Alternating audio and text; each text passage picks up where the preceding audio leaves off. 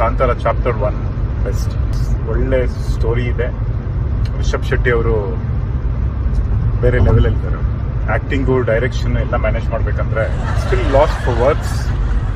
ಸಕ್ಕದಾಗಿದೆ movie. ಥಿಯೇಟ್ರಲ್ಲಿ it was like 50-60% fill ಆಗಿತ್ತಷ್ಟೇ.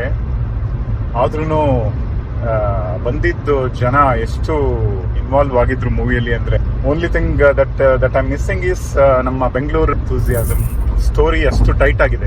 Boring scene ಅಂತ ಯಾವುದೂ ಇಲ್ಲ. I think only one boring character is that guy Gulshan Devaiah. Would have played a better role there. Just ನನ್ನ opinion, ನನ್ನ ಅನಿಸಿಕೆ. ಒಂದು ಸಿನಿಮಾದಲ್ಲಿ ಗೂಸ್ ಬಂಪ್ಸ್ ಮೊಮೆಂಟ್ ಇತ್ತಂದ್ರೆ ಹಿಟ್ ಆಗೋ ಚಾನ್ಸಸ್ ಜಾಸ್ತಿ. ಕಾಂತಾರದಲ್ಲಿ ಈಚೆ ಬಂದಾಗ ನೋಡಿದೆ, ಹಿಂದಿಲಿ ಡಿಸ್ಕಸ್ ಮಾಡ್ಕೊಂಡು ಹೋಗ್ತಾ ಇದ್ರು. Find the Hindi version of it. They ended up coming to the Kannada original version. Super. ನಮ್ಗೆ ಹೆಮ್ಮೆ ಅನ್ಸುತ್ತೆ. ಒಳ್ಳೆ ಕತೆ, ಒಳ್ಳೆ ಸಿನಿಮಾ ಬಂದಿದೆ. ಜರ್ಮನ್ ಫ್ರೆಂಡ್ಸ್ ಹತ್ರ ನಾನು ಹೇಳ್ಕೊತೀನಿ.